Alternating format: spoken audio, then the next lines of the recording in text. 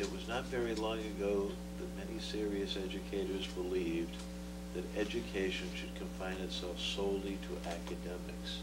This was a debate when I started on this committee, still in North Reading. That fortunately included arts. The attitude still exists in places and sometimes informs debates about funding, but education has to be about making students whole. It has to address health and wellness as well as the 3 R's. And one of the things I've discovered in my 19 years here is that nobody can really tell you what the 3 R's are. Obviously, they're not reading, writing, and arithmetic. Only one of those begins with R. The phrase apparently was founded by someone making fun of education. I suspect that the 3 R's originally were reading, rhetoric, and reckoning. And I can't prove that. And we lost something significant when rhetoric got reduced to writing, and when reckoning got reduced to arithmetic, because they're much broader concepts. And recapturing some of that would be a step forward. But as I say, you can't go back. You have to go forward. It must include the arts and ethics. It must be first and foremost a model of how people in society should treat one another. It must emphasize respect, service, and compassion above all else.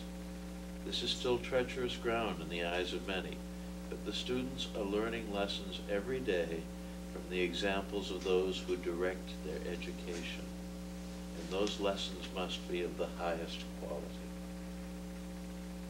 And I conclude these notes with something that is more personal. It has been a privilege to serve with so many wonderful people, so thoroughly committed to our children. So I will just close by reminding you of a wonderful Russian proverb about education.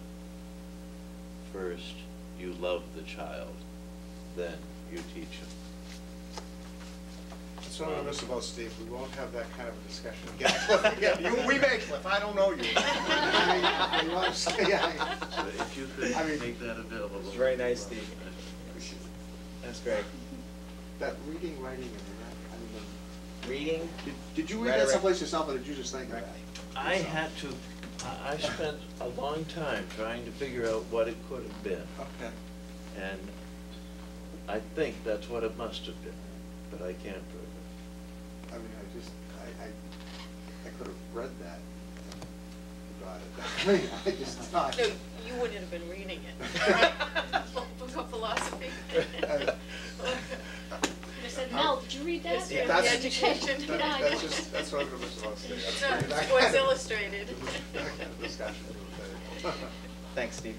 Do we have any administrative reports, David? No. I did want to ask you if there was an article in the transcript this week about the whole remedial course issue and graduating seniors, and did we get an individual report for North Reading? And if so, could you?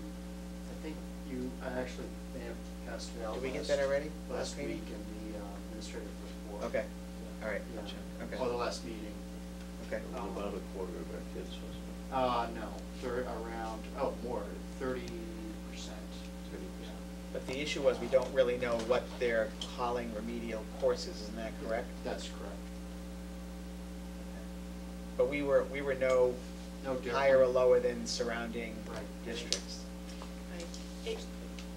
And this goes into discussions we've had before about tracking kids through their college experience.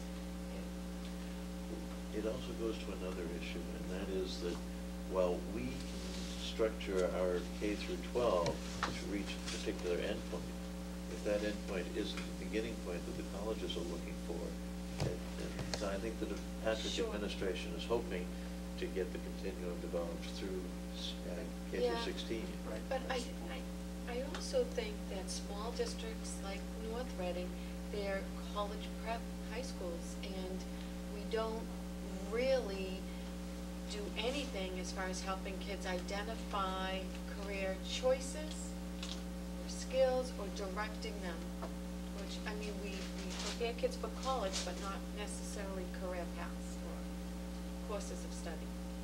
I suspect a lot of kids start off in college and don't finish. Because it wasn't really the path they should have taken. And I'm not saying that the only alternative is a vocational school, because I don't agree with that either. But I think we can do more to support programs that associate degrees and two-year courses of studies lend them to that career. Well, as Steve indicated, I think that when we see this readiness, the governor's readiness project, when that's finalized and released, that you're going to see a push to incorporate K to grades, pre-K to 16 in that. And with there was an initial proposal earlier in the year about free access to community colleges as a way for students to continue their high school. At North Reading High School, we require 4 years of math, 4 years of English, 4 years of science, 4 years of social studies, and that's higher than many high school graduation requirements. So we need to really dig into what is being determined as a remedial course. How does that relate to performance on the MCAS? Because 100% of our students are passing the MCAS, and we know that the MCAS, out of all of the state assessment, all of the state tests, is probably the most rigorous.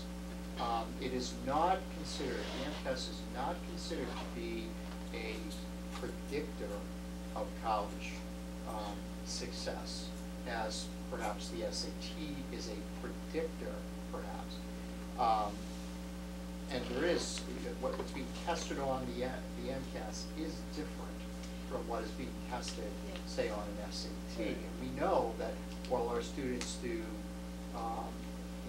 very well achieve that proficiency or competency on the MCAS, that our SAT is, the average is not as high. And it's closer to where the state average is.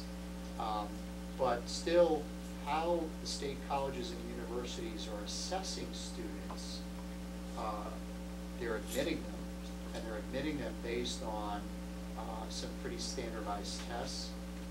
They're admitting them knowing that our students are performing at a high level on MCAS. And so then, what do they do with those students? How do they assess their ability once they have them on campus is a question that I think needs more information. Well, there's also to pass the MCAS, you don't have to be proficient yet. Right. And that gap may Could be. explain the remediation need. And it would be important to be able to ascertain whether that is the case. Okay, just future business, we have our reorganization meeting, or a regular meeting, on May 12th, which will follow the town election. And we have our regular meetings on May 27th, June 9th, and June 23rd. And what is the exact date of the election? Is it May 6th? May 6th. Don't forget to vote. Yep. May 6th. And I once again would like to thank Mr. Jerby for his years of service. Appreciate all you've done and helped me and everybody else here, city and the community. I'm sure you won't stop volunteering your time with the community, it just won't be with us on Monday nights and. No, it won't be on Monday Right. nights. You can watch us on TV. You know, I have to say, more people watch than I would have dreamt. Yeah, And I have trouble believing that I will watch. If it's important enough to me, I'll probably be here in the hall. But we'll see. We'll see. At this time, we have need for an executive session for the purposes of discussing collective bargaining. Also, we have issues related to an individual, and then potential litigation, correct? So can I have a motion for the executive session, and then we return to public session for the purposes of adjourning? So moved. Second. Motion by Mrs. Blanca, second by Ms. Davis. Ms. Davis? Aye. Mr. Derby? Aye. Mr. Venezia? Aye. Ms. Blanca? Aye. Chair votes aye. Thank you. 24.